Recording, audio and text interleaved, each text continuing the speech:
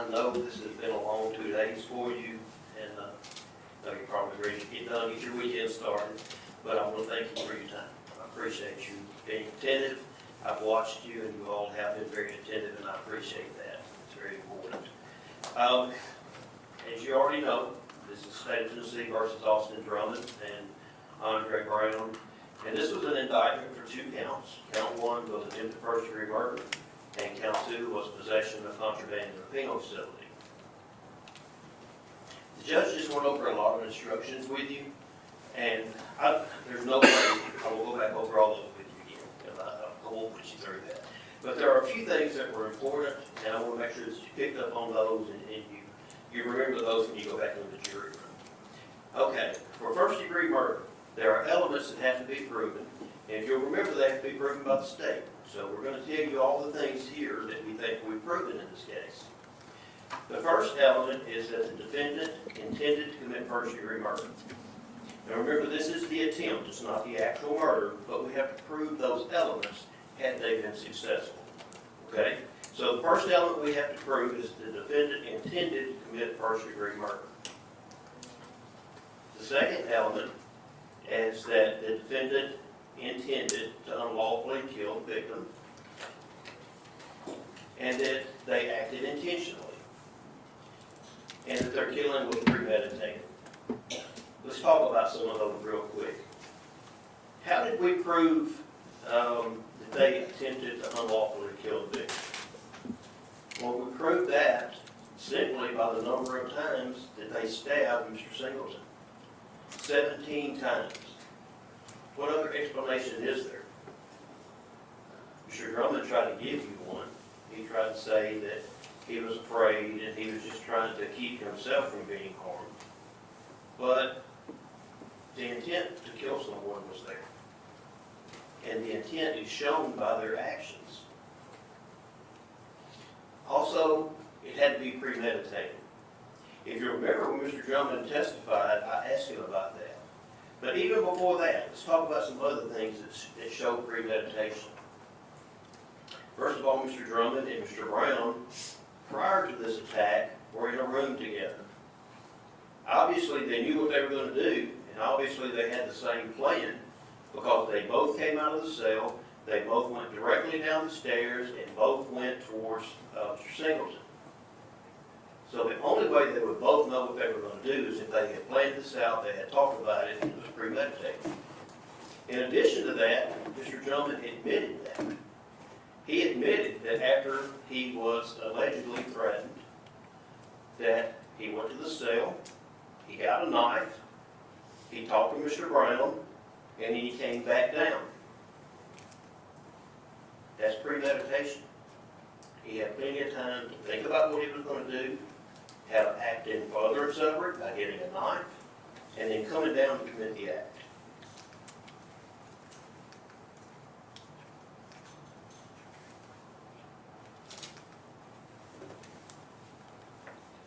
They also had to do some act intended to cause the essential element of first-degree murder. This is the attempted part. And they had to do so at a time they believed that the act would cause the element to occur without further action on their part.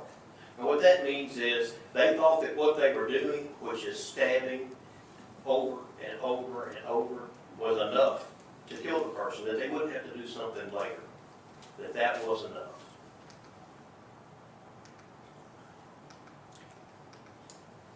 The judge talked about intentional. A person acts intentionally when it's the person's conscious objective or desire to cause the death of the alleged victim.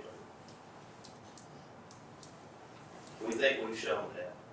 We think without us putting hardly any proof on it all, the video by itself, shows his intention.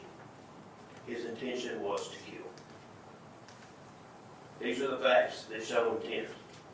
There were multiple stab wounds, 17 stab wounds. The attack was planned inside the cell. They approached the victim without any provocation. And I think you'll remember the victim was on the phone. He wasn't provoking anyone. He was standing there, he said he was talking to his fiancee, they had a conversation. He wasn't talking to Mr. Drummond, he wasn't talking to Mr. Brown, he wasn't provoking anything, he was standing there minding his business. And another thing that shows that is that even after the guards came in, sprayed pepper spray, screamed, stop, stop, stop, and they finally did break up the fight, both of these gentlemen went back for a second try. If they were not trying to kill him, what was the purpose of going back for that second try? Because he was not dead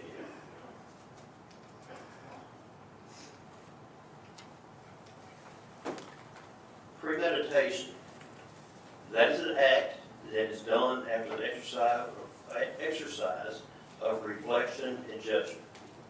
It just means that they have time to think about it. They don't have to have a lot of time. It can be 30 seconds, a minute. But in this case, Mr. Drummond testified that he was downstairs, went upstairs, and 5 to 10 minutes later came back down after he got his knife. More than enough time to have reflection and judgment. It means, premeditation also means that the intent to kill must have been formed prior to the act itself. So what that means is, before he went down and got in this altercation, he had already thought about it, and that's what his intention was. Not that he went down, they were having a conversation, got in a fight, and then he said, oh, I better kill this guy, and pulled a weapon out. This premeditation was done before the attack started.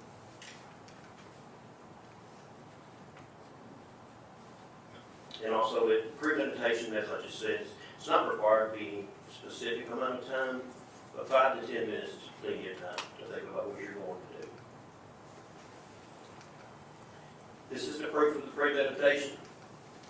Austin Drummond and Andre Brown met inside the cell prior to the incident. Austin Drummond and Andre Brown walked over 20 seconds with their hands in their pockets to conceal the weapon. If you'll notice on the videos, when they came out of the cell, it was a pretty good walk, across the top, and down the stairs and over to where Mr. Singleton was. And the entire time, they kept their hands in their pocket. And they did that because they were trying to conceal the weapon that they had, so that Mr. Singleton wouldn't see it until it was too late.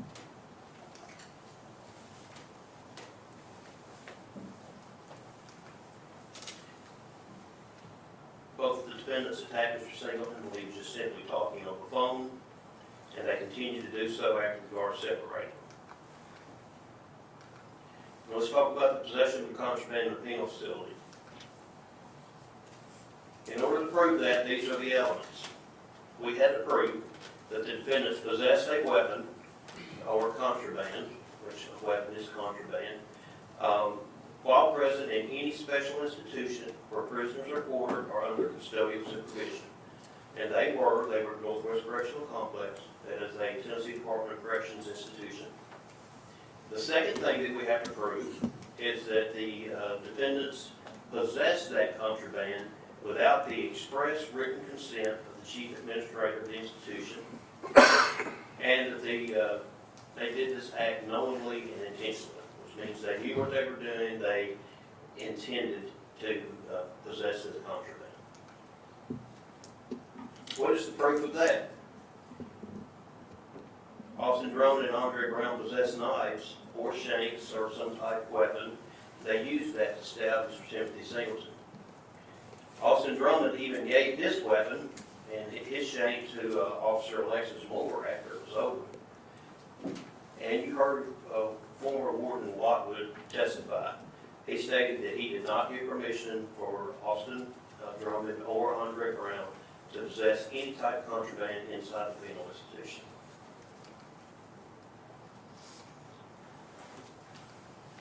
Both Austin Drummond and Andre Brown knew that they were in possession of the contraband. They knew that it was unlawful to do so. They had intent to use the weapon, and they had the intent to use it to commit an attempted murder. The most important thing, I think, when we're talking about the possession of contraband in a penal facility, is Mr. Drummond said on the stand that he did it and that he was guilty of it. So if he admits it and he says, I'm guilty, there's not a whole lot more for you to find in that case. Let's talk about the testimony that you heard today. So we'll go back over that week. You first heard from Logan Wilson, that was yesterday. He testified that he's an investigator with the Tennessee Department of Corrections, that he reviewed the video of the incident and he provided a copy of that to the district attorney's office. He testified that he had reviewed the video 7 to 10 times himself and that he never saw Timothy Singleton with a weapon and he never saw the weapon drop from his hand.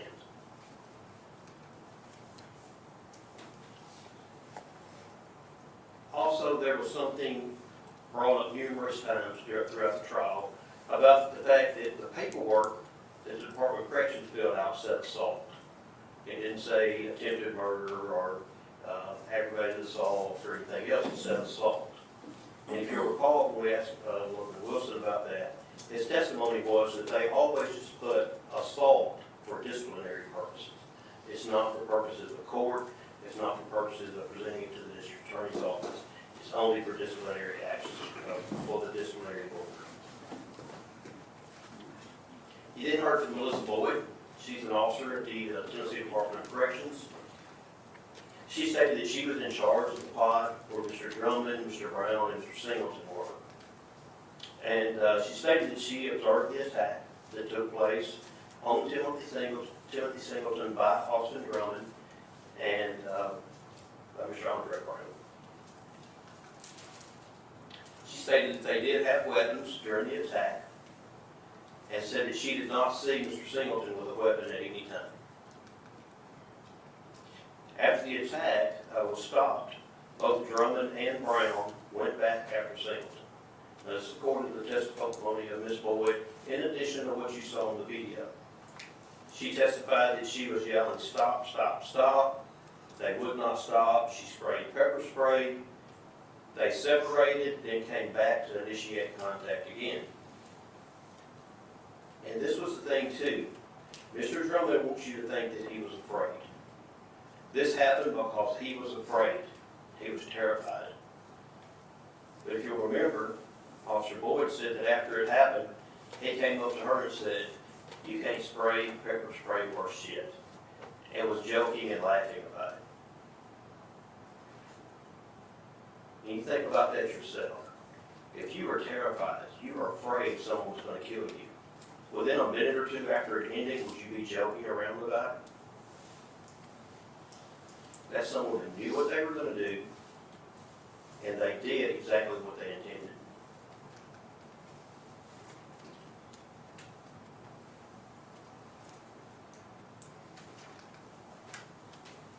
She then stated that after this was over, she went to get a towel, and the reason that she did was because Mr. Singleton was just bleeding profusely. So she went to get a towel and try to help him stop some of that bleeding. Brandon Lockwood was the next witness. He's the former warden at the Northwest Correctional Complex. His testimony was pretty simple, just that he did not give them permission to have a shank inside the prison. And when asked about the policy, because there's been a lot of talk about that the weapon was not retained, that there may have been more video, things like that. If you recall, I asked Warden Captain now Lockwood about that and about what the procedure was. And he said at that time, in 2023, the procedure for the prison was, in their policy, that once the disciplinary hearing was conducted and over with, that they got rid of the evidence. They didn't keep it. And that's what happened in this case. He testified that the evidence would have been disposed of afterwards. You then heard from Alexis Moore. She told you that she was the unit manager over Northwest Correctional Complex over several different units. And she was actually, she was the unit manager for the pod that the defendants and Mr. Singleton was in. She said that she wasn't actually in there when the attack happened. She came in right after the attack happened, when it was being broken up. She said she heard it on the radio and went in. She told Austin Drummond to go to the cell, at which time he handed her his knife with blood on it. She said he handed me a knife. Not a toothbrush with a screw sticking out of it. She said he handed me a knife with blood on it. She said that she gave that knife to Corporal Taylor, who then gave it to the captain. She also stated that they did complete a chain of custody form, which would have been completed by the shift officer, and that just shows who she gave the knife to and then what they did with it afterwards. You heard from William Sanson. He also was a correctional officer on duty that day. He told you that he was not actually in the pod, that he was in the pod next to it, that he was in charge of, but he was over at that pod and was looking through the window and he saw the fight when it first initiated. Said that he observed Timothy Singleton being attacked by both Mr. Drummond and Mr. Brown. He told the other officers that someone is getting stabbed. He didn't say they're stabbing each other. He said someone is getting stabbed. He said that he didn't know Andre Brown at the time, but that he saw Austin Drummond and he saw him making stabbing motions as he was looking through the window. He then heard from Timothy Singleton. Mr. Singleton is one of the most important witnesses that we have. He's the victim in the case, and he knows details from beginning to end about what happened. He testified that he was housed in the same pod with both of the defendants, and said that he knew both of them, but that he was not close friends with them. It's just an acquaintance, he knew who they were. He said that he was talking on the phone with his fiancee, and from nowhere, the defendant, Austin Drummond, approached him. Brown was right behind him, and for no reason, they started stabbing him with a shake.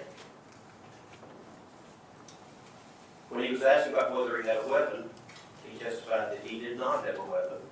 Even on cross-examination, where they tried to show him the knife and they backed it up, back and forward, back and forward, he continuously said, "I did not have a weapon." And that's confirmed by Officer Lloyd, who did not see a weapon, Officer Sanson, who did not see a weapon, and the video as well. He stated that he had never had a problem with either one of the defendants before this attack, and that the only reason that he knew that there was an attack was that he gave some clothes to someone who apparently they didn't like, and they took offense to the fact that he helped someone that apparently they did not like, or maybe was an enemy of theirs. Said that he did not know what was going on when the stabbing happened. Said he was just talking on the phone and it just came out of nowhere. And if you remember, he said he was stabbed 17 times. That was in the head, the face, the shoulder, the arm, the hand, the back, the side. He was stabbed over and over and over. He was taken to a medical facility outside of the prison because, if you recall, the injuries were too severe to be treated. So he had to be taken to a hospital to receive the proper treatment that he needed. He said that he received over 30 staples, and if you'll recall, he said that he had to have stitches inside of his mouth, staples outside, and staples everywhere else. And when we talk about the severity of these injuries, one of the injuries he said on his jaw was so severe that he could stick 2 fingers through and touch his tongue. It went completely through his jaw. And that's the one that had to have stitches both inside and out. While he was receiving medical treatment, Mr. Singleton told the captain in there that another inmate had approached him, which you did see on the video. You saw an inmate blue walk over just for a second or two, and then he walks away. And he told the captain at that time that he had a pen and paper, and that he gave it to that inmate, which is exactly what he testified to as well. And this was something that was interesting. We talked about the disciplinary board. In addition to people being charged here, if there's something that happens inside the prison, whether it's something minor or something major, there's a discipline for that. There's a disciplinary board, there's actions they can take. If you recall, I asked Mr. Singleton, did you get charged with anything within the prison? And he said no. Nothing at all. He was not charged with possessing a weapon.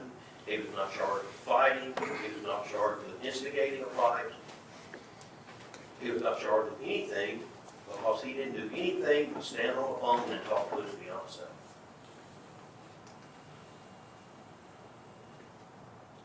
You remember the injuries he had. You can see the ones to his face, and you can't necessarily see the one to his jaw from the angle that we have here.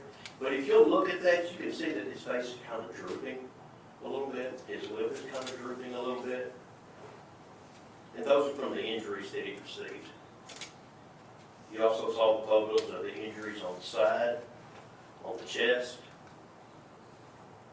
and also the stab marks and stab wounds on his back. David Mathis testified next that he was a registered nurse at Northwest Correctional Complex, that he was the one that treated Mr. Singleton immediately after the attack took place, and that he said that he had been working at the prison for numerous years, and he has seen over 100 different stabbings. He saw different severities of wounds, where they may be superficial, which he called like a scratch, to where they were more severe and more deep, which needed further treatment. He said Mr. Singleton had a wound on his hand. If you remember, he said it was between his thumb and index finger. And he said those are the type of wounds that are defensive wounds. Not when you're trying to hurt someone else, where someone's trying to hurt you and you're trying to protect yourself from being stabbed. And he said he had that one right through his hand.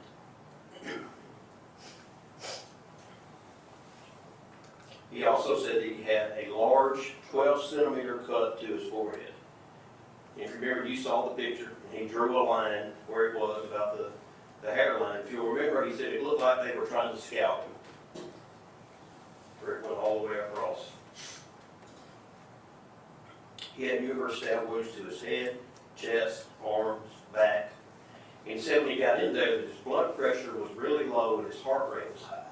And if you remember, he said that was an indication that the person had lost a lot of blood, and there's a possibility that he got into shock as a result of that.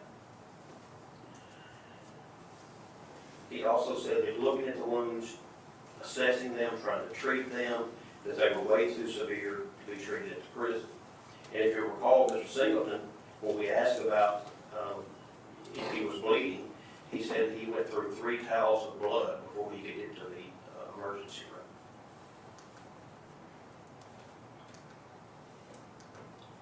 You then heard from investigator Thomas Starr. He was not the investigator at Northwest Correctional Complex on August 29, 2023. And the defense has talked a lot about the fact that they didn't keep knives, they didn't talk to all of the inmates that were in there, that there wasn't a proper investigation. And he told you that after he was hired at the Department of Corrections, that he was advised about the incident, so he went back at that time and started to investigate and see what he could find out. He said he obtained all the reports, videos, and he provided those to our office at the district attorney's office. Now, he did say that they find weapons often in prison, and we'll submit to the fact prison's a dangerous place. You know, I don't think that I had to tell you that. I don't think the defense had to tell you that. I think we all know that prison is a dangerous place to be. He said they find all kinds of knives and that they're homemade.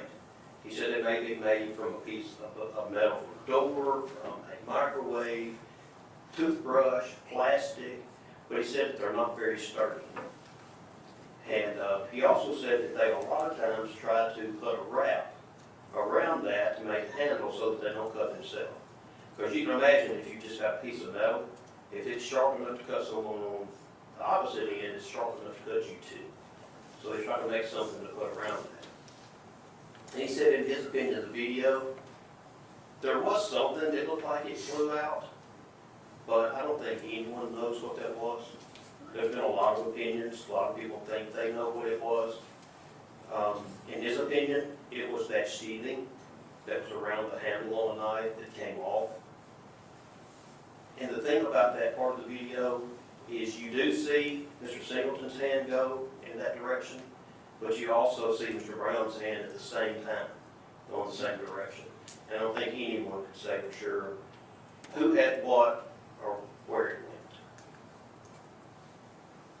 He then heard from Robert Fine. He was a witness for the defense. He's also an investigator for the Tennessee Department of Corrections. But he's at a different prison, but he does the same thing that Mr. Stark does. He said that he could not say for certain whether Timothy Singleton had anything in his hand. If you recall, when he first started testifying, he said it looked like there might be something there. But when I cross-examined him further, he said, well, it just looks like something white. I don't know if there's anything there or not. He also said, when I asked him if Mr. Drummond would be safe in his cell if Mr. Singleton was downstairs at his phone, and he said, absolutely, there was no threat at that moment. He also agreed that Timothy Singleton did not appear to be a threat to anyone, and that he was just talking on the phone and wasn't doing anything to anyone at the time of the attack. And he also said that it appeared to him that Austin Drummond and Andre Brown were the aggressors. This is the defense witness that says that he thought that they were the aggressors in this situation. He then heard from Mr. Drummond. Let's talk about Mr. Drummond's, I guess, memory of the events that happened that day. He said that he was found guilty of,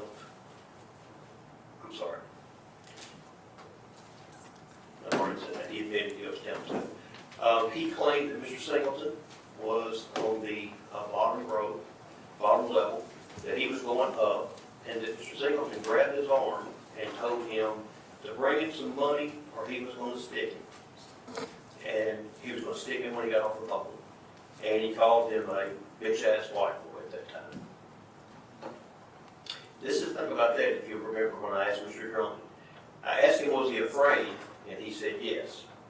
When I asked him, did he attempt to find a guard? Well, his first answer was, well, there were no guards in the park. That was the answer. But as I pressed him on that more and more, about the fact that there was a guard, Miss Boyd, and also that there were guards that were looking through the window because they saw the attack happen.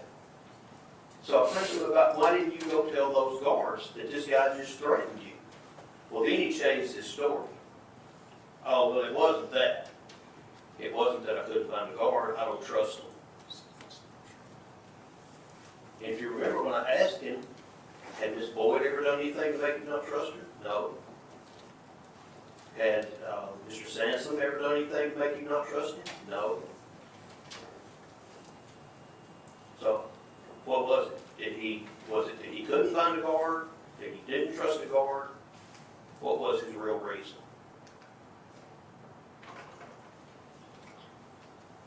He agreed and he thought about the situation. That's premeditation. And then he went upstairs to get the shank from someone else. He didn't say he didn't even have one. He went to a couple of cells over.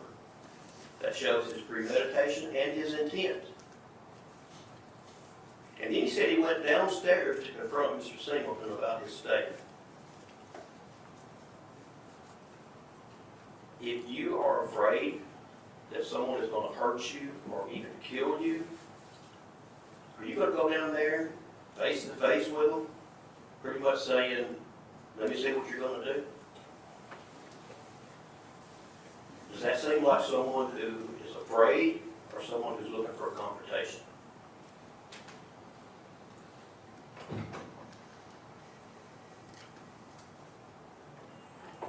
Mr. Drummond said that he could have retreated. That's very important. He said, I could have retreated, but I chose not to. The judge just read you instructions. And in those instructions, it says that the defendant had a duty to retreat before he could use self-defense. So if he did not attempt to retreat, self-defense doesn't even come into play.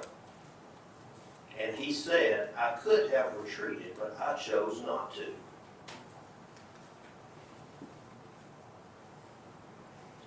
After the guards arrived, they're yelling, stop, stop, stop, spraying pepper spray everywhere. He said he didn't think that they were trying to intervene or to help him. and he agreed that Mr. Singleton was trying to retreat. And if you'll remember on the video, Mr. Singleton's backing up, backing up, backing up. And Mr. Drummond admitted he kept going forward. The person that's retreating is Mr. Singleton, not Mr. Drummond. He's the aggressor. He's going after it. He also agreed that Mr. Singleton eventually fell, and he was laying on his back on the floor, and at that point he was not a threat to anyone. But rather than trying to get away, he came back and tried to get more stabs in. So he came over, and if you saw in the video, he tried to stab him again before the guards could try to step back in a second time. He admitted that he did give the weapon to, he didn't say it was Alexis Moore, I think he said it was a different guard, but he admitted that he did give the weapon to someone else, and that he admitted also that he was joking with Officer Lloyd after the incident occurred. And if you're joking about something this serious, you're not too concerned or too scared. Based upon what you've heard, based upon the evidence, the proof that you've seen, we're going to ask that you find Mr. Drummond and Mr. Brown guilty of attempted first-degree murder and possession of contraband in a penal cell. Thank you. Which one of you gentlemen is to go first? All right, Mr. Drummond.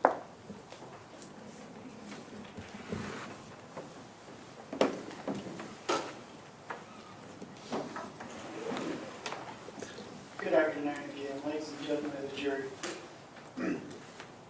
I'm so sorry for the fact that we have to be here and that you have to continue to listen to me. I know everybody's ready to go home. I know it's Friday afternoon and you've put in a good 2 days of work, and I know it's tempting to stop paying attention at this late hour, but I need you to hold on and keep an open mind for a little longer. This is one of the most important days in Mr. Drummond's life. And I asked you in the beginning, if someone important to you were sitting where he is, would you want somebody of your mindset to be making a decision like this today? And I need you to continue to look at this case in that way as you continue to listen to me, my closing argument. The state wants you to believe and promised you that it was going to prove. Promised you that it was going to prove beyond a reasonable doubt the case that it is trying to make against Austin Drummond. And the state wants you to believe that it makes sense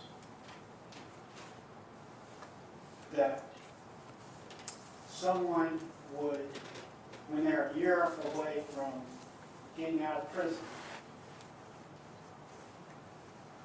decide to kill someone who is completely innocent, standing at the wall, just talking on the phone to the fiance, and the only thing they did wrong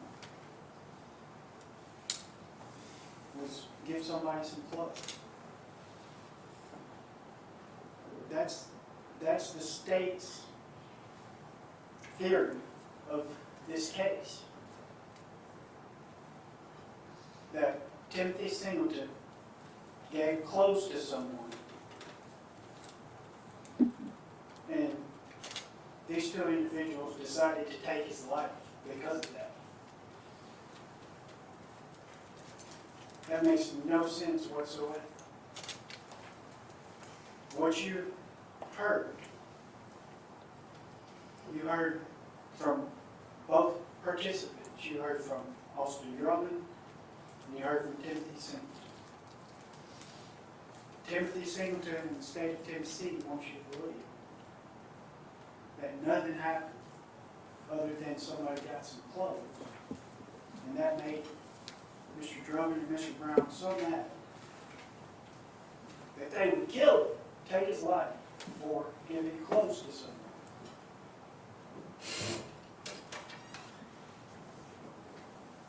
Austin's version of events makes a lot more sense. That something happened before Austin approached Mr. Singleton that made Austin afraid. We wouldn't go kill somebody because they gave clothes away. Now, the state, I don't have fancy PowerPoint presentations. I have a bunch of scribbled notes. I'm sorry for that. That's not one of my bright spots or assets. But the state, the prosecutor, the district attorney general himself, stood up here a minute ago and told you straight up that nobody knows. He said, we don't know. We don't even know. The state of Tennessee, we're the one trying to prove this case beyond reasonable doubt. Convict a man of a heinous crime. And we can't even tell you what the white object is that was coming out of, according to Robert Fine, was coming out of Timothy Singleton's hand. And they just told you that they don't know, to this day, what it was. How can you possibly reach a conclusion beyond a reasonable doubt when you just don't know? And when the state tells you they don't know either.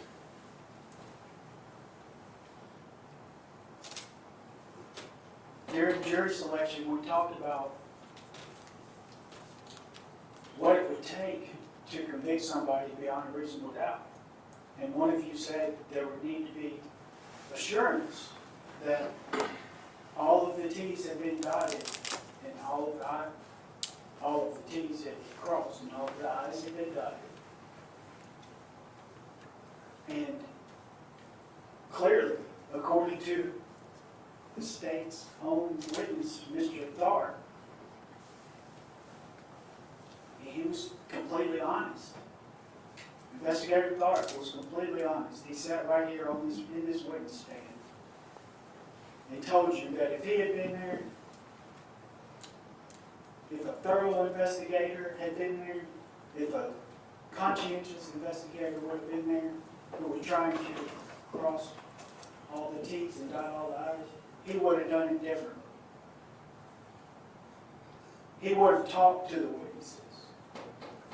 He would have investigated.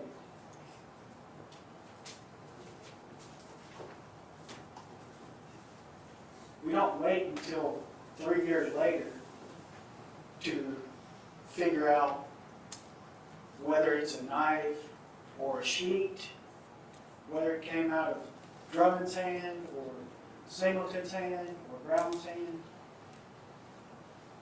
We investigate before we accuse, before we convict. And that was not done in this case because, as the state will today admit, they don't know what's in that video. And you need to go back to the jury room. You need to watch the video very carefully. You need to focus on what happens, what you can see on Timothy Singleton as Austin approaches. He claims that the gloves may have been because he was working out. Why would he need to put on workout gloves while he's talking on the phone? Why would he be focused on putting on workout gloves while he's talking on the phone? You can see him putting on gloves if you watch the video carefully. And I trust you to do that. And you can also see that the moment Austin approaches Mr. Singleton, the angle of the video is such that you cannot see Mr. Singleton's right hand. And therefore, you cannot see what Austin saw at that moment from looking at that video. But if you extend the video just a little bit further, I think it's around 55 seconds to 1 minute and 5 seconds you need to focus on. Go real slow, zoom it in. You see an object in Mr. Singleton's right hand. And you see it after it comes out of his hand. And you see it fall under the table and land.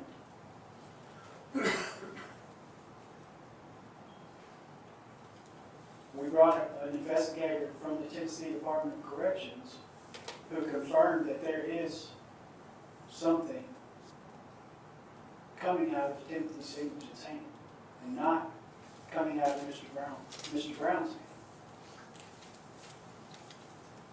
He wasn't going to get up here and exaggerate. We didn't ask him to get up here and exaggerate. He told you frankly that he doesn't know what it is.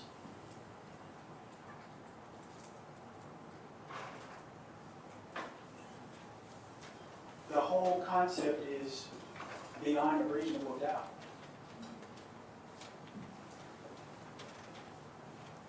If Special Agent Tharp doesn't know what it is, and he's an investigator, Robert Fine, who's an investigator, doesn't know what it is, and it's their job to figure stuff like that out. How can you go back there and say that you know what it was and convict a man of a heinous crime? It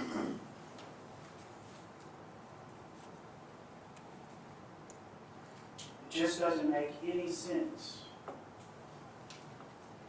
that someone would want to take somebody's life because they gave away clothes.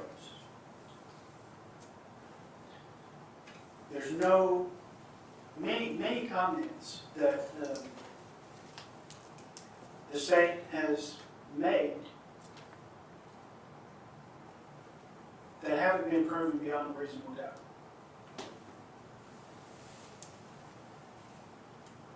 Mr. Singleton's statements about his jaw.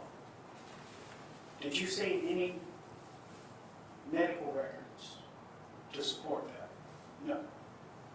The state could have subpoenaed medical records from the hospital that Mr. Singleton went to.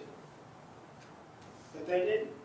They could have brought medical experts besides a nurse who has an associate's degree. They could have brought a doctor up here and they could have produced the actual medical records to confirm what the true nature of Mr. Singleton's injuries was. And they didn't do that. And it was their burden to do so. We know that Mr. Singleton was back to the prison I believe the very next day is what the proof was. So whatever injuries he had and stitches he had weren't bad enough to keep him at the hospital longer than that if he was back at the prison the next day.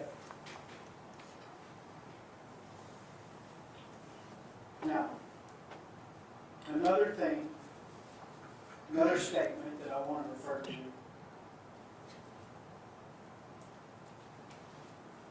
We keep going with 17 times. 17 times.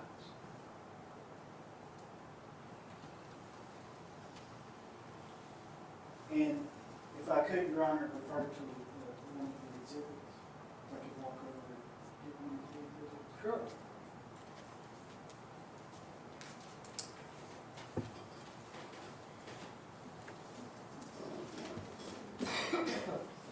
"17 times is what they keep saying. You gotta make the state do what they promised that they're gonna do. What is their burden to prove the case beyond a reasonable doubt. Put up or shut up.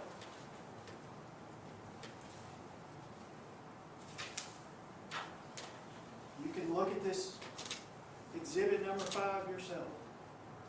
Can I walk over? Well, you know, I have been to jury room. Yes, sir. Take exhibit number 5. Back to the jury room. And count. Go back there and count the exact number of check marks that the nurse put on the diagram of this guy's body when he was counting the number of lacerations or whatever you want to call it. It ain't 17. It ain't 17.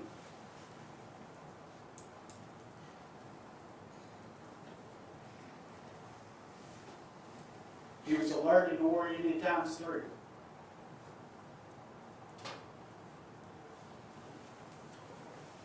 And there's not 17. And he didn't even think that it was important to note any of the injuries. Interestingly, the one injury that he actually measured and drew a circle around, both on exhibit number 5 and on the photograph.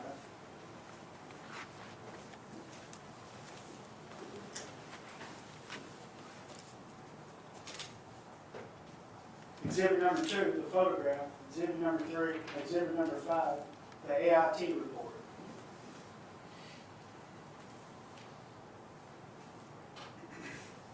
The one injury that he thinks is even important enough to circle and measure, he calls it a laceration. That's a laceration, not a stab. And when we ask him to point it out on exhibit number 2,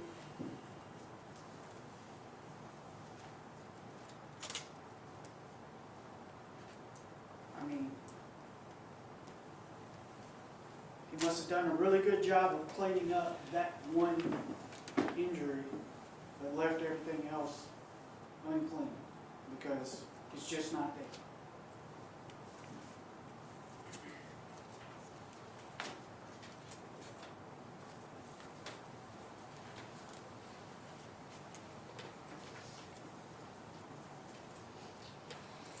State makes a big deal about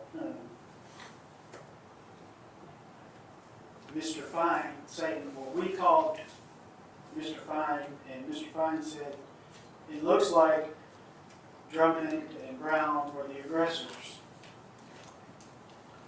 from what he saw. But he didn't see the interactions between Drummond and Singleton that preceded the video.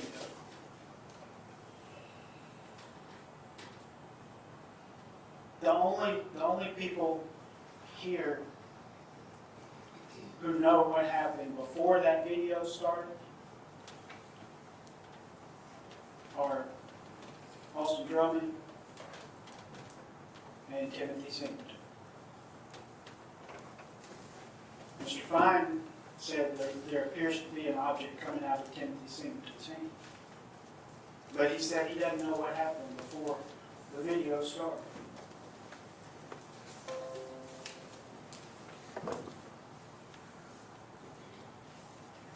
Nothing that the prosecutor says, nothing that's up on the PowerPoint, none of that is evidence. It's in, nothing that I say is evidence. What the witnesses say is evidence. What the video shows is evidence. And what's on the exhibits is the evidence.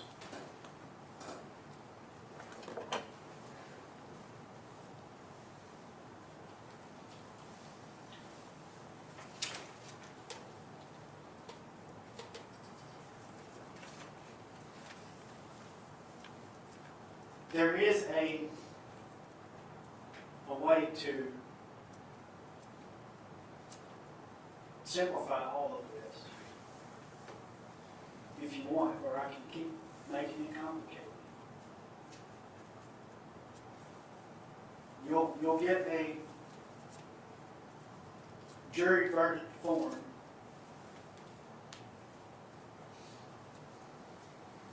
and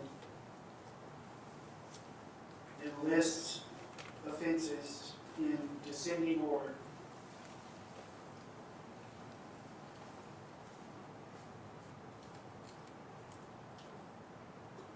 And there's a real sensible verdict that would do right for everyone involved.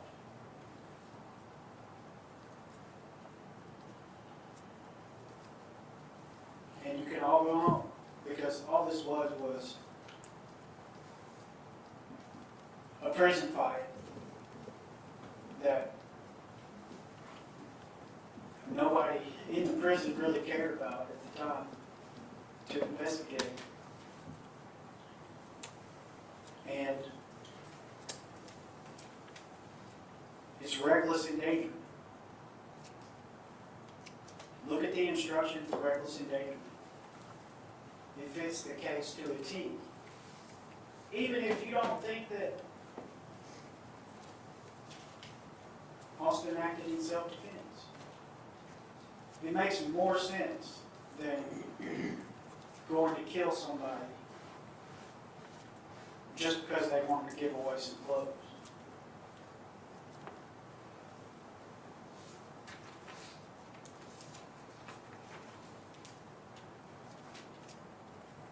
Reckless endangerment, unlike any of the other charges or offenses, doesn't require the unbelievable proposition that they wanted to take Timothy Singleton's life, to end his life. Every single one of the attempted homicide instructions,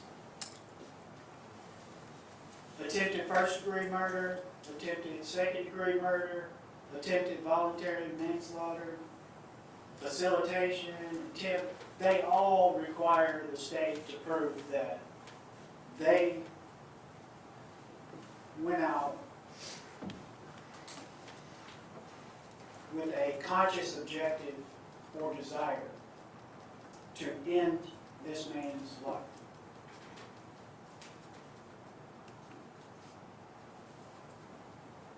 No, that makes no sense. Reckless endangerment makes common sense. Nothing else does.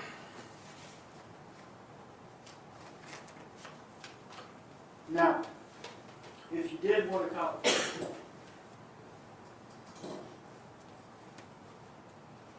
and you did want to consider whether they acted with intent to cause death,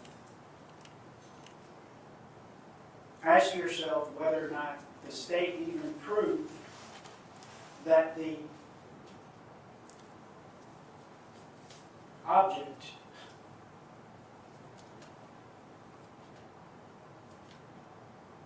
was even capable of causing death.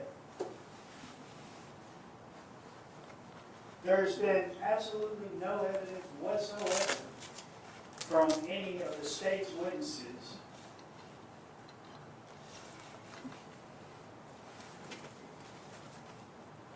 Austin told you it wasn't even capable of causing death, and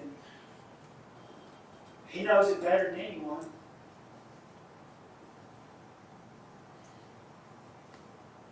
But they can't tell you whether it was capable of causing death,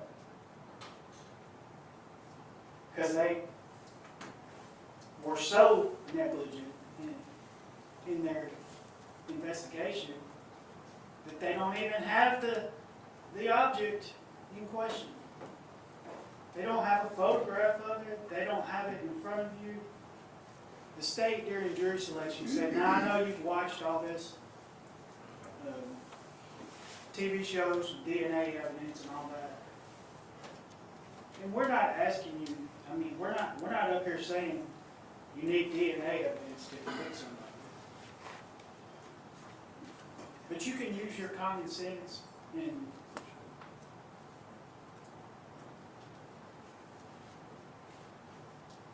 you've seen enough to know that if this were an object, this important object in question, you should at least be able to look at it. You should be able to hold it. You should at least see a photograph of it. Assess it for yourself and see whether it's even something that could cause someone's death.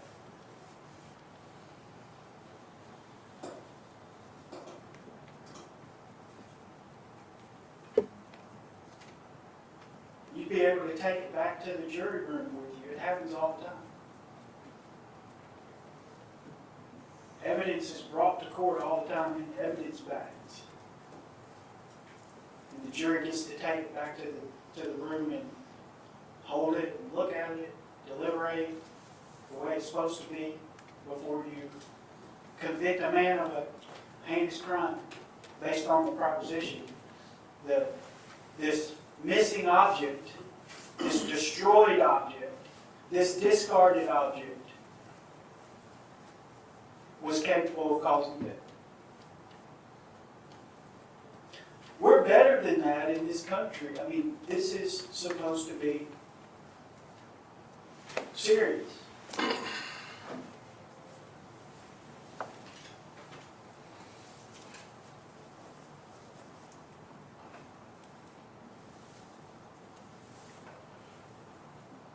I am the only thing standing between the government that admitted that they were short-staffed, so short-staffed they can't even preserve the evidence against my clients before they try to convict me. And I'm the only thing standing between them. You're the only thing standing between the government that is that indifferent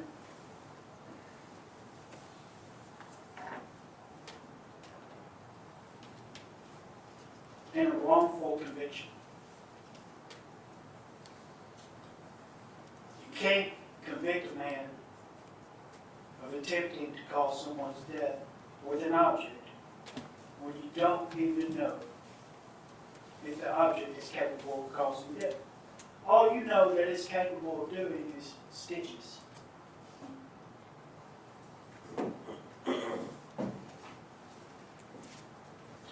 That same logic applies to every one of the instructions on first-degree murder, second-degree murder, attempted first-degree murder, attempted second-degree murder, attempted voluntary manslaughter.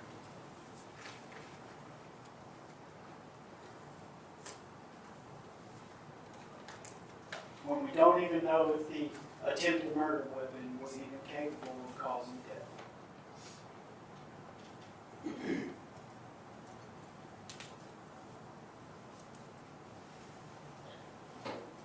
On the possession issue, possession of contraband, possession of the contraband that we don't even know the nature of, the only evidence regarding the possession of the toothbrush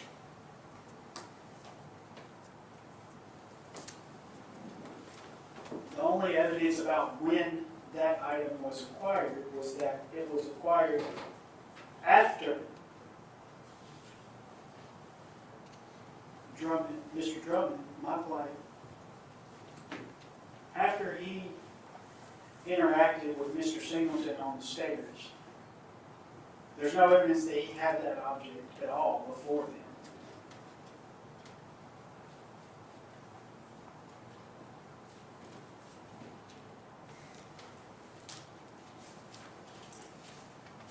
Now,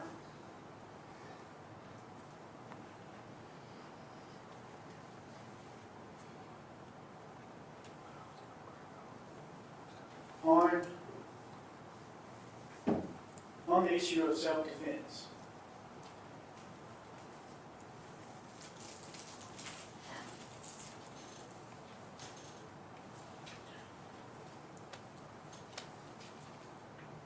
you don't have to go that far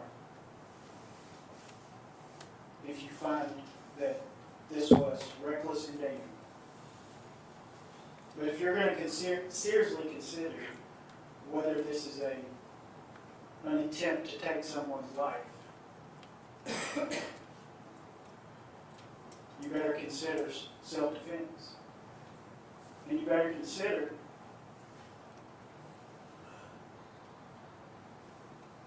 whether the state proved that it was not self-defense beyond a reasonable doubt when they can't even get the number of stab wounds right. And you better consider this from Austin's point of view, because that's what the law requires you to do, and that's what you took an oath to do. So,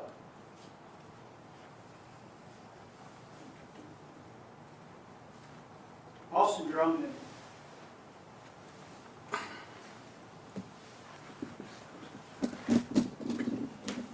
is a complex individual.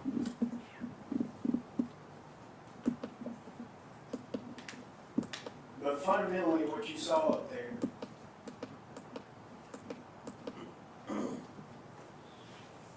was a scared baby.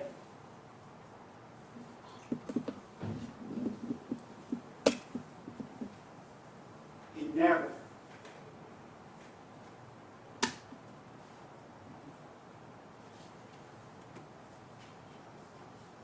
been in prison since he was 16 years old. And he's small. Compared to Timothy Singleton, he's small.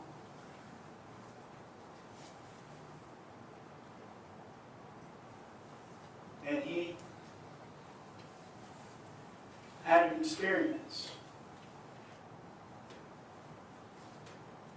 that traumatized him when he was in prison at West Tennessee State Penitentiary on May the 1st of 2020.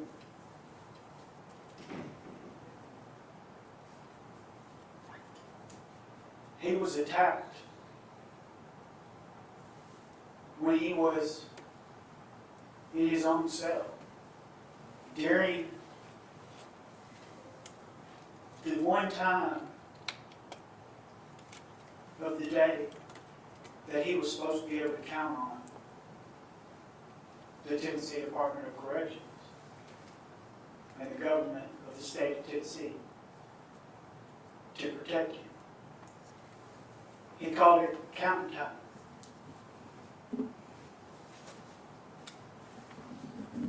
You're supposed to be able to go home and be safe during count time. But he couldn't. He had nowhere to go. And he also testified, and there's been no no contrary proof by the government of the state of Tennessee.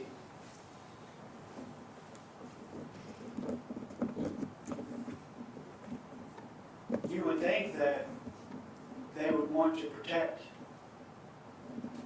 their own name. But they don't have anything to contradict what Austin told you happened about what happened to him on May 1st of 2020.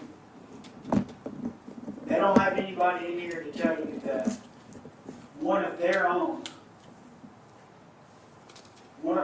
guards let other inmates into Austin Drummond's cell to attack him. And now they want you to say he's wrong somehow for not trusting them.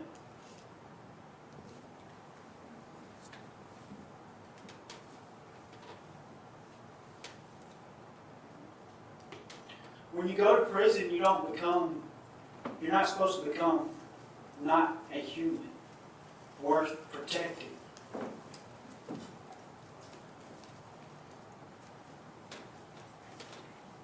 There was nobody to protect him other than himself.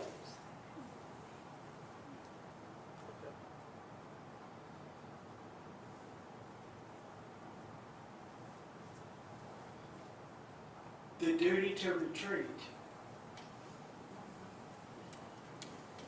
The state talked about the duty to retreat.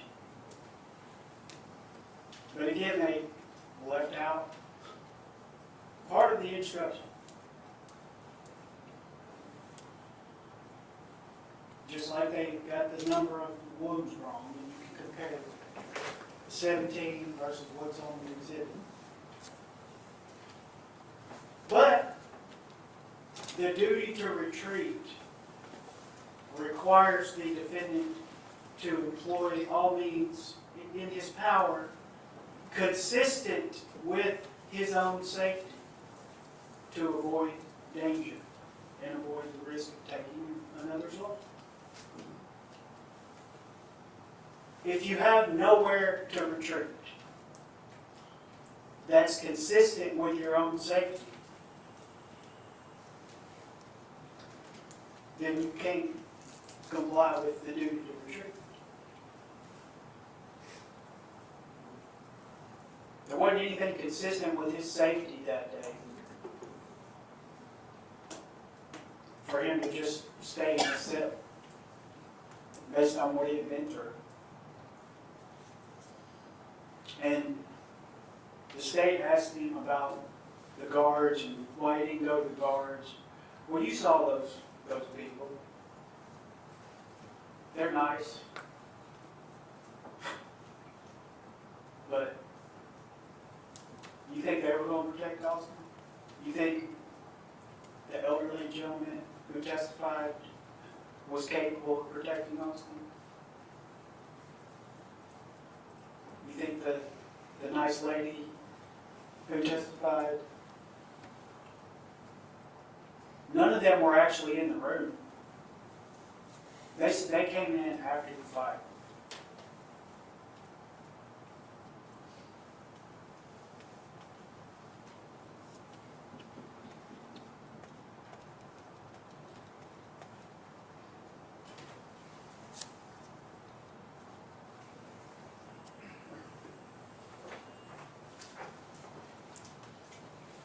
The whole thing about the sheep. That was just mentioned for the first time in this entire case yesterday, and only because I brought it up.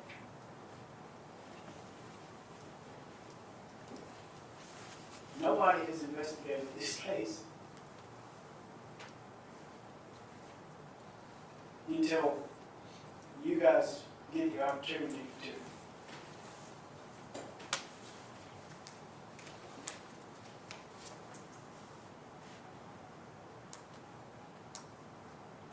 you should conclude that the state has not proved beyond reasonable doubt that Austin did not act in self-defense because he had nowhere to retreat.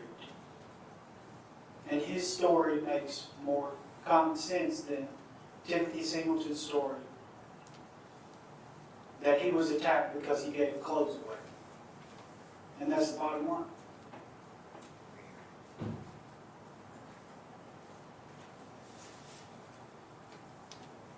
Beyond a reasonable doubt. Reasonable doubt is that doubt created by an investigation of all the proof in the case and an inability after such investigation to let the mind rest easily as to the certainty of guilt.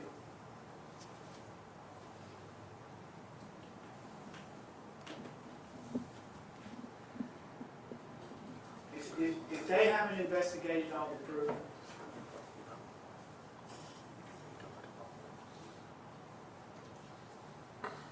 how can you?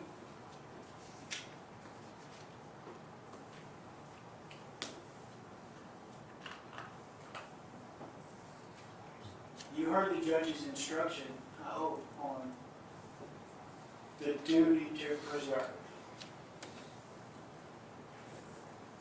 The state has a duty to preserve evidence. The judge told you that.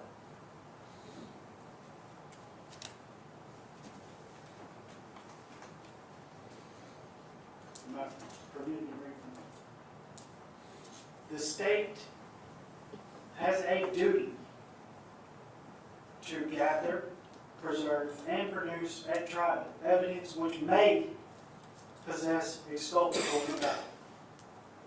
Such evidence must be of a nature that the defendant would be unable to obtain comparable evidence through reasonably available means.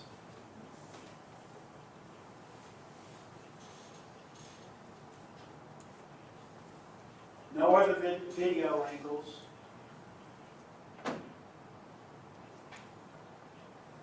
no knives that can be certain to be capable of causing death, no sheet,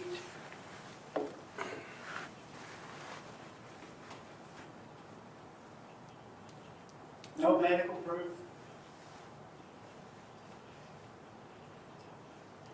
It says the state does not have a duty to gather or indefinitely preserve evidence considered by a qualified person to have no exculpatory value. But nobody has looked at the missing evidence. So nobody has determined one way or the other whether or not it would benefit us or them.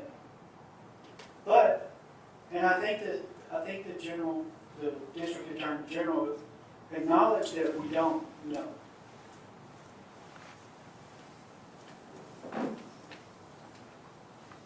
But the instruction is clear that the state had a duty.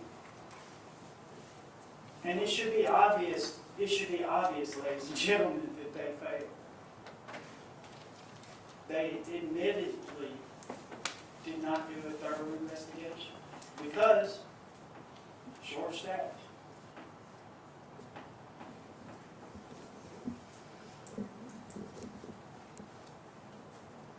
We're better than that before we convict somebody of something like this. If you take that oath, I mean, we're wasting our time.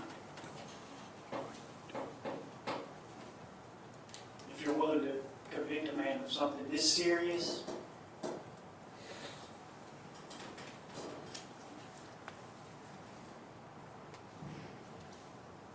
without a more thorough investigation.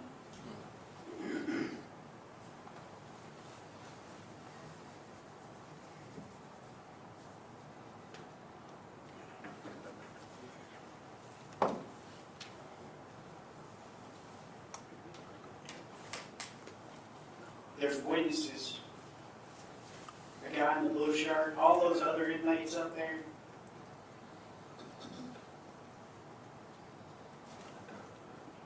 Why do we not hear from those guys that were actually in the room? Why are we hearing from these guards who were not in the room and just got in there at the end?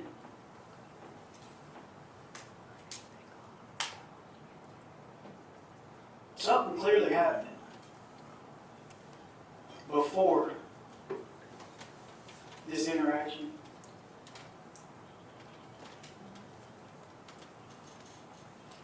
Makes a lot more sense that Austin was threatened than it does that he would decide to eliminate someone from the universe over some clothes.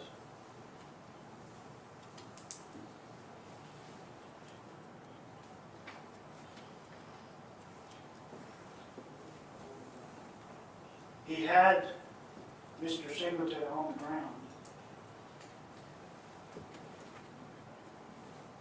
We don't deny Austin won the fight. I mean, it was two of them. But he had the guy on the ground, looking right at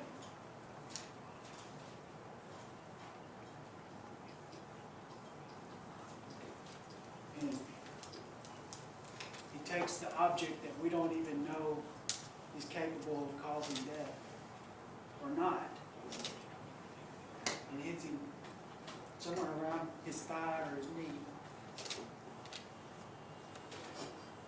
And we didn't even hear anything about that injury. But that's wholly inconsistent with a true intent to kill.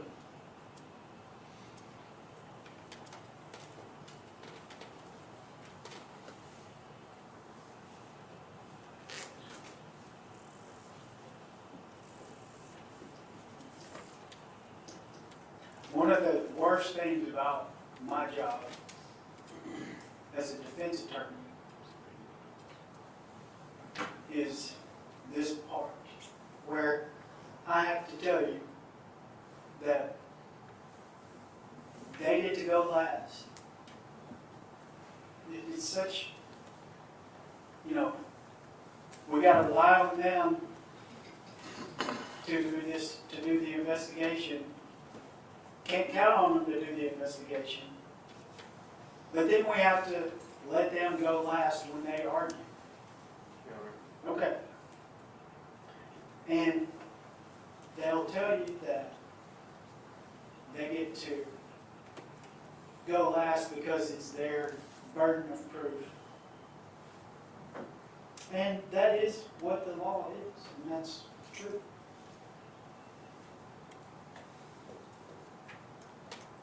I feel like I should be able to go last because we have the most at stake. But I don't make the rules. And all I can ask of you is that when the state gets back up to respond to what my argument has been, that you will consider what I might say if I did have a right to respond.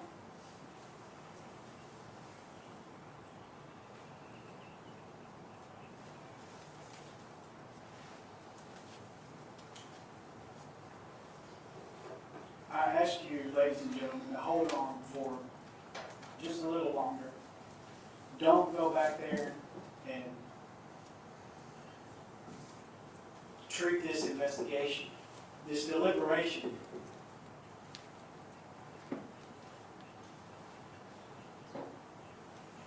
the way it's been treated so far. Go back there and finish the job that has been unfinished. Look at that video as many times as you have to. Zoom it in.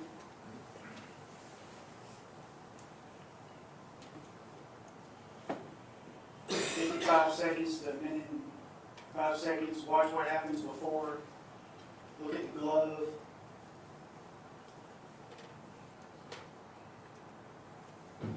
Consider all of the testimony, look at the exhibits, and make the state do their job of proving the case beyond a reasonable doubt. Thank you. Just a second, Mr. Ward. Let's stand up and stretch for 2 minutes. Just about to suggest that.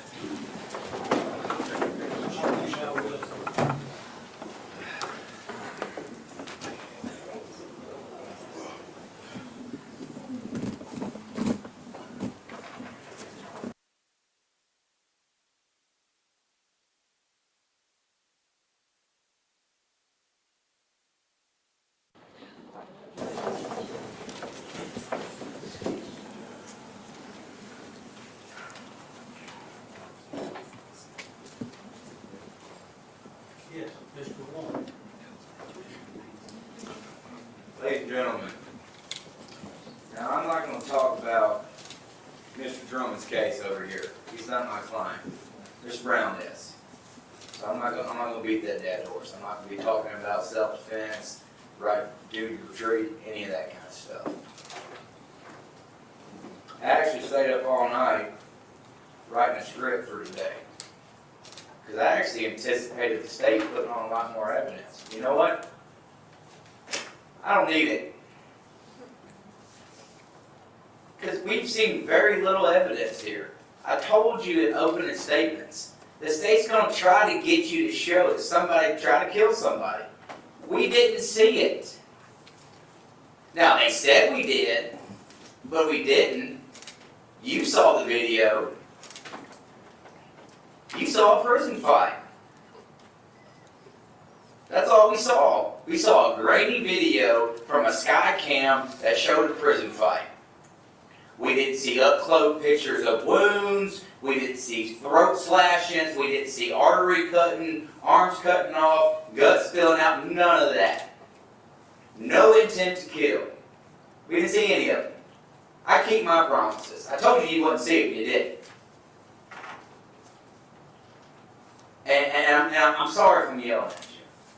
I really am. But it makes me angry.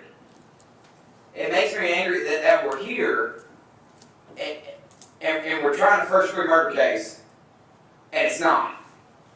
It's a jail fight case. You heard all the state's witnesses. Saw. I saw. I saw. I saw. That's what this is. It's a jail fight. It's an assault case.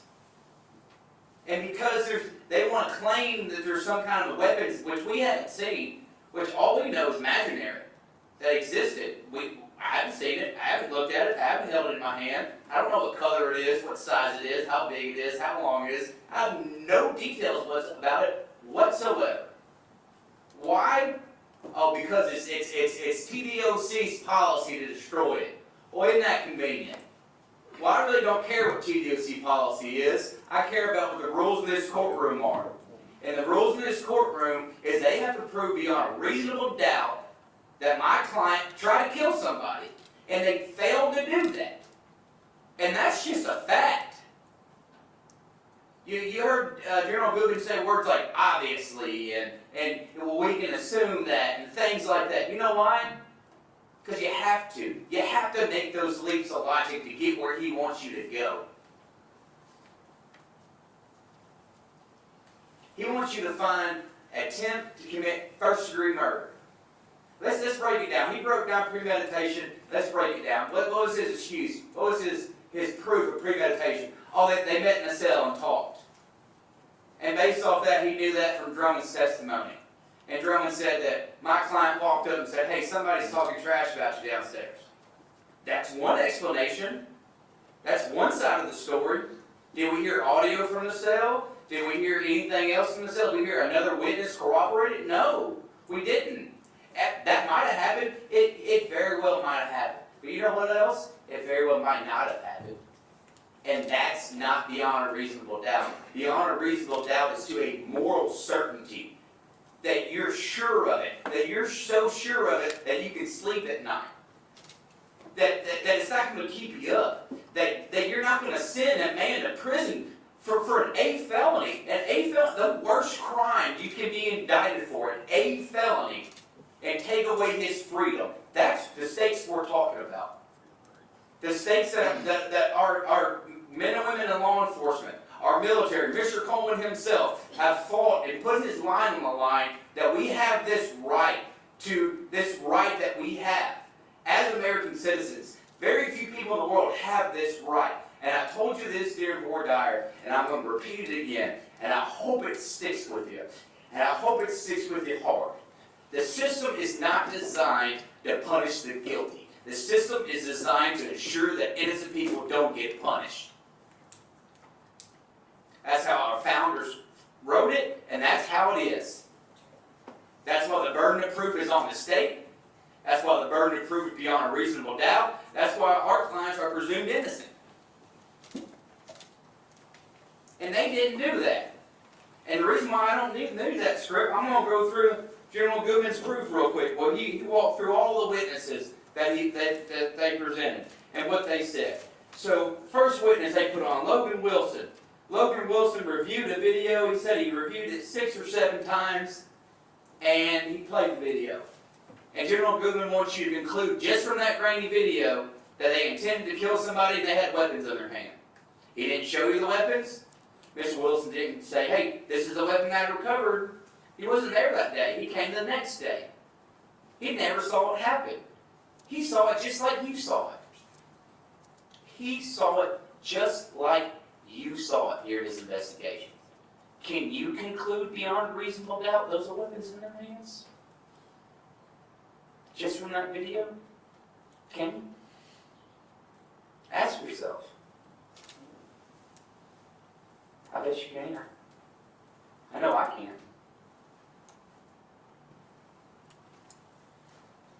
Mrs. Boyd, she testified they had weapons. I believe on cross-examination I asked her if she was sure of that, and if she was sure that they had something in her hands, and she said, yeah, I think they did. I think they did. I think. Or I believe. She wasn't sure. She didn't know. She didn't. The warden. The warden's testimony was kind of light. And he testified that the weapons weren't retained. And he testified that there wasn't video kept. And he said it was because the TDOSM policy calls for the evidence to be destroyed after an administrative procedure. Well, I told you earlier, and I'll tell you again, I don't care what TDOC policy is. I care about the jury instructions you just heard. And the very last jury instruction you just heard is that the state has a duty to gather and preserve exculpatory evidence. Now, we never defined exculpatory. What exculpatory means is that it tends to show somebody's innocence. That's what it means. And there was a big thing about what came out of, what didn't come out of Miss Singletary's hand. Big thing made out about it. And the very own words for General Goodman, nobody knows. Does that sound like beyond reasonable doubt to you? Nobody knows? Doesn't sound like beyond reasonable doubt to me. Doesn't sound like a moral certainty to me that nobody knows. The warden testified that there was video deleted. You only saw 10 minutes. I believe Investigator Wilson said he reviewed 60 minutes of video, but he only kept 10. Does that sound like preserving all the evidence? You think there could have been some kind of evidence in those missing 50 minutes that might have been helpful for you to determine if somebody's innocent or not? I think so. And once again, I'm sorry to yell at you, but it gets my blood pumping. I mean, it just does. I hate to see this particular situation, and I hate to see these men put on charges like this that are just, in my opinion, unjust and unfair, based off so little evidence. Let's keep going down. Let's keep going down to Alicia Moore. Alicia Moore, now she did testify. She testified that Austin Drummond handed her a knife. And he got on the stand and he admitted to it. But you know what she didn't testify to? That my client had a knife.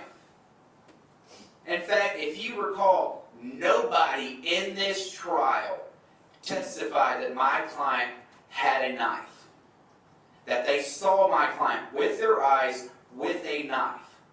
Their testimony, if you will recall, is that they saw two people attacking another person, assaulting another person, as they wrote in their report. We don't have a picture of my client with a knife, not on the video. We don't have a statement of my client saying he had a knife. There's not a statement of a guard saying they recovered a knife from my client. There's not a statement from my client saying he gave a guard a knife. Nothing. Nothing. That's not even probable cause. There's no way it can be beyond a reasonable doubt. Moving on, my favorite one, Mr. Singletary himself. If you all remember Mr. Singletary, he's the one who thinks that people get stabbed over blankets and clothes in prison. I mean, I find that laughable. Honestly. I do. They give everybody blankets and clothes. I find it laughable. Now, there's certain rules and there's certain regulations that say that I can't tell you certain stuff. And we're not going to get into that. And I wish I could.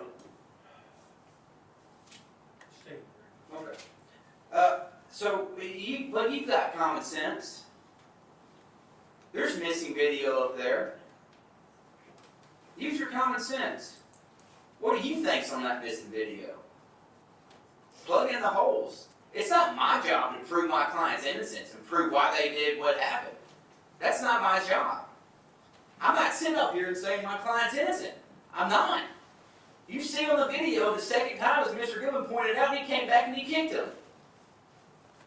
And I will submit that's reckless endangerment. If you read the jury instructions, that's what it is. It's the intent to commit serious bodily harm or injury. And kicking somebody in the ribs can break a rib. That's what it is. That's what this case is. I've been saying this from the beginning. It's a jail fight. That's all it is. And the state wants to make it out to an attempted murder. And it's just not.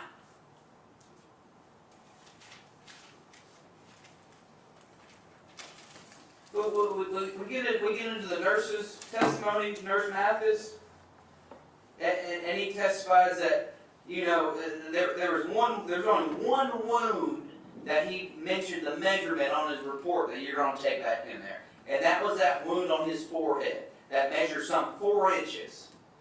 And then when he was asked why he didn't measure the other ones, you know what he said? Because they were superficial. And I asked him, you mean like a flesh wound? And he said, yeah, something that doesn't require staples. One wound. Does that sound like somebody's trying to kill somebody?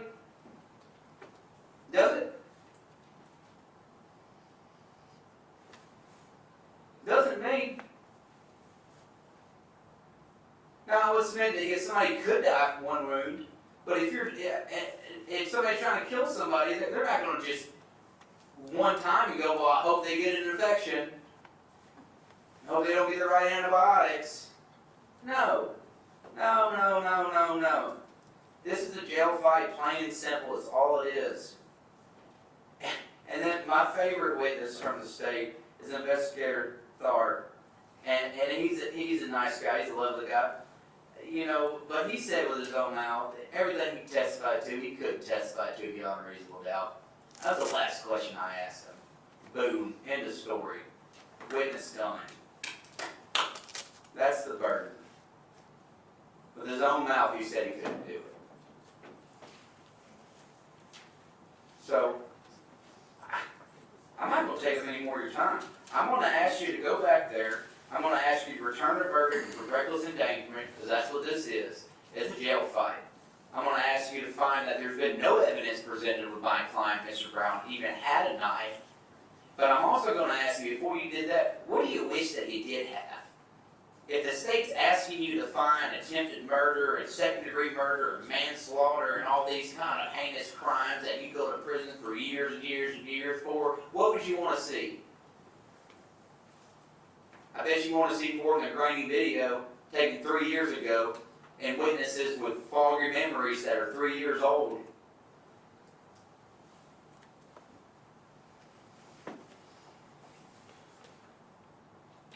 Now, we all took oath to be here.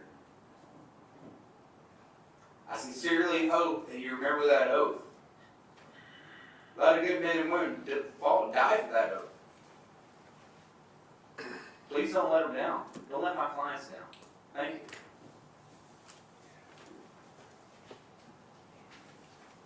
Mr. Goodman, you like to close, sir? Yes.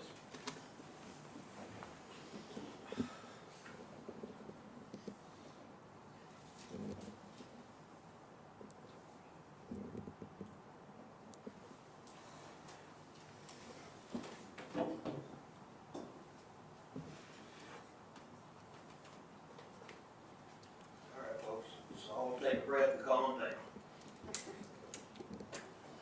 Okay. Let's talk about some of these things that the defense brought up in their closing.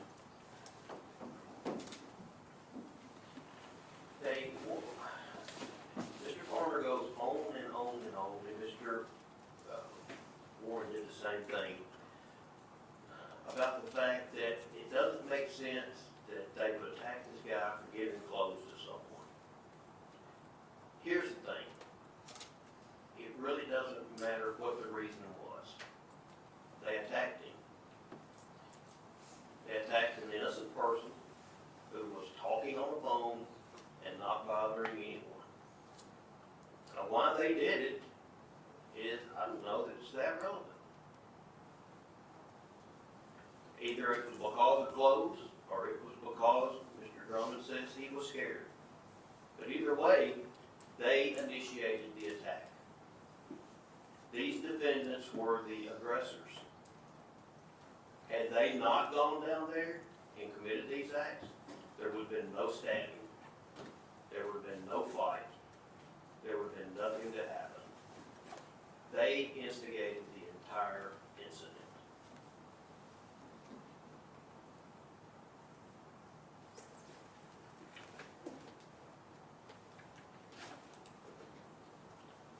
The defense wants you to think about all the things that could happen and things that we don't know about.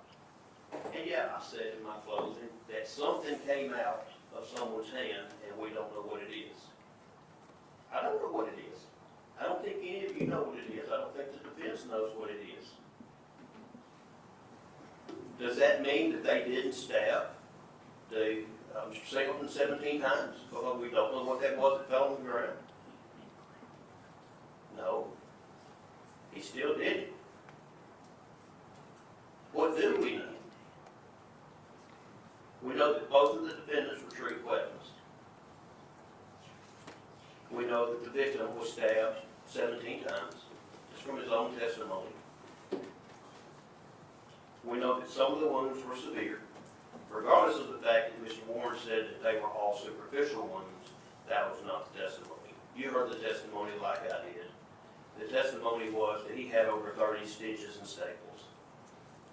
If they were all superficial wounds, why did he have so many stitches and staples? That just doesn't make any sense. What else did we know? We know that Austin Drummond thought it was funny after it was over. And he even admitted that he was joking right after it happened.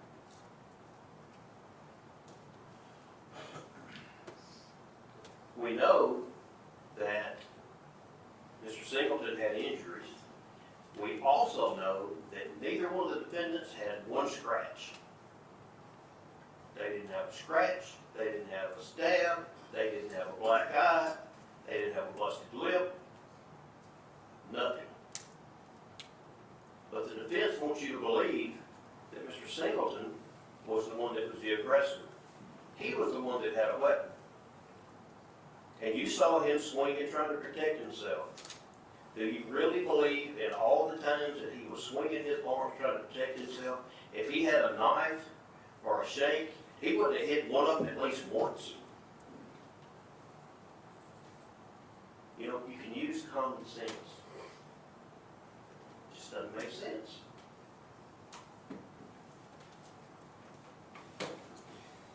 Let's look at the video one more time.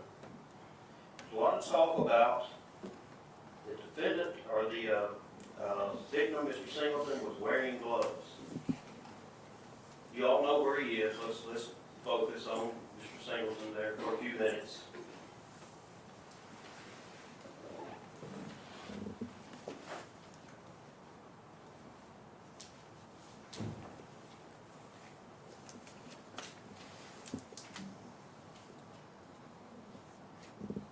And as you can see, and as the defense has pointed out numerous times, you can see what looks like maybe a glove on the left hand. And the defense even says he was putting on gloves. Remember they said that he was putting gloves on.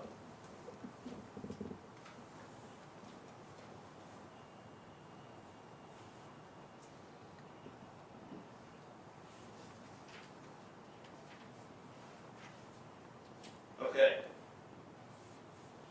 Let me back that up for just a second. Okay. Watch Mr. Singleton's hands. You see him there. You see no hands right now.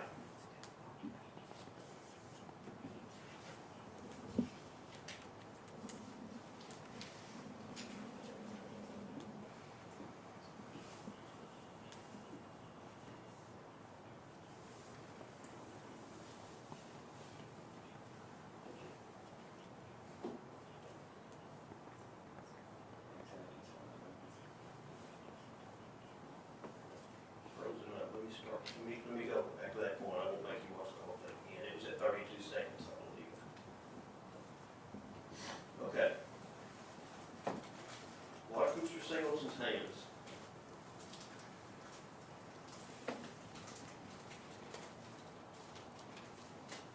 There's his left hand. Looks like he has a glove or something on it. There comes his right hand. You see on his right hand there was nothing on his chest. He didn't have a glove.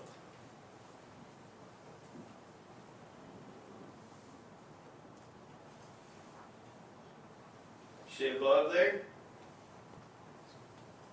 See there's nothing in the right hand? He's putting a glove on the right hand. Let me ask you this. If he had a shank in his hand, as Mr. Drummond said, where is it? He's got a glove in his left hand, nothing in his right. He takes his left hand and starts putting the glove on the right hand. Where's the shank? He doesn't have on long sleeves. He's got a short sleeve shirt on. It's not stuck up his sleeve. Where is it? And here comes Mr. Drummond. So he didn't have time to pick it up off the floor. He didn't have time to pull it out of his pocket. Where was the shank that Mr. Drummond says he had? Putting the glove on. He never even gets the glove on. Because Mr. Drummond attacks him before the glove can even be put on his hand.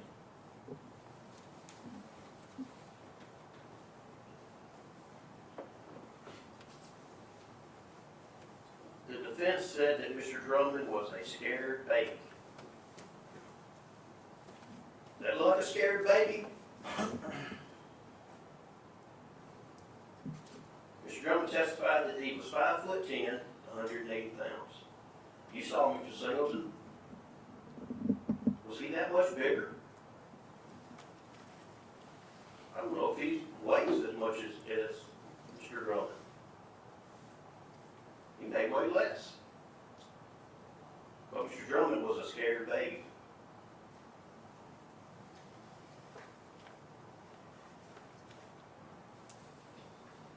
Mr. Farmer also said that when you go to prison, you don't have to become, and his words were, not a human.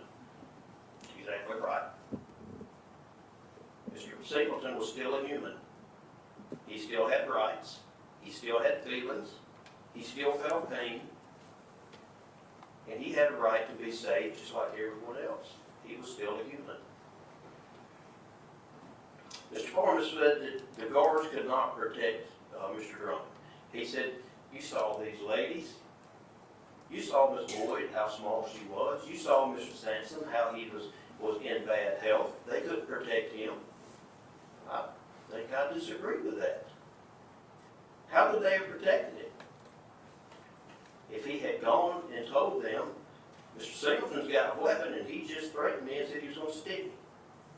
They could have gone and got the weapon away from him. That's one way they could protect him. They could have put Mr. Drummond in a different cell in protective custody. That would have protected him. That's the second way they could have.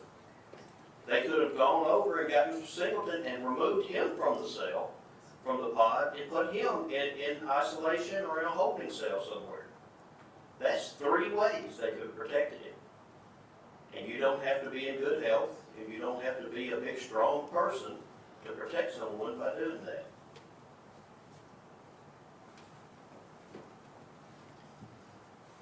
Mr. Warren said there was only one small wound. We talked about the number of stitches. The nurse who testified, Mr. Mathis, stated that his blood pressure was low, his heart rate was elevated, and it was from so much blood loss. He said he was afraid he was going to go into shock. You don't get that from small superficial wounds. You get that from deep puncture wounds and lacerations. The defense said that there was no proof that it was 17 stab wounds. You did hear from Mr. Singleton. Now the doctor did mark how many stab wounds he saw. Let's back this up again.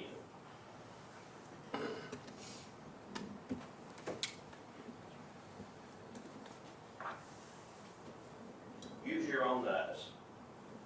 Just count how many stabbing motions there are by Mr. Drummond.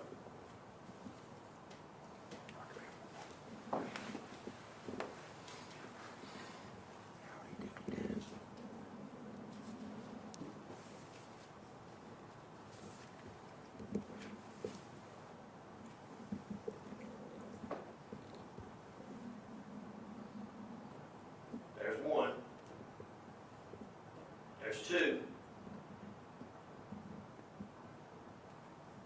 There's 3, 4, 5, 6,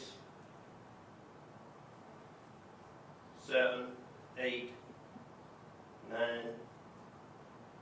10, 11, 12, 13, 14, 15, 16,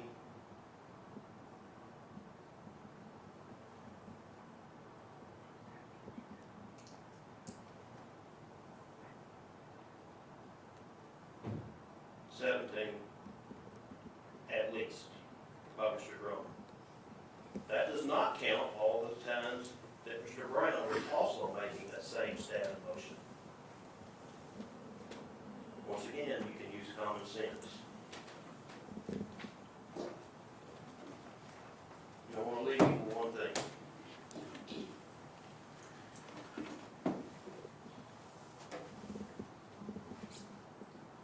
Once again, using your common sense. You are sitting there minding your business right now. You're not bothering me. You're not bothering Mr. Hayes. You're not doing anything to anyone. The same as Mr. Singleton was doing. Now imagine I come up to you unexpected, and Mr. Hayes is right behind me, and out of the blue for no reason, I start stabbing you.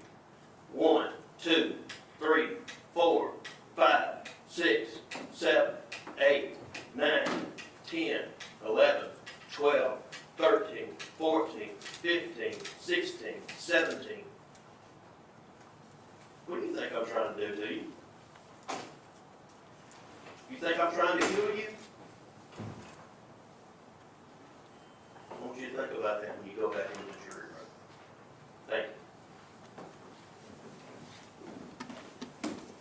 Ladies and gentlemen.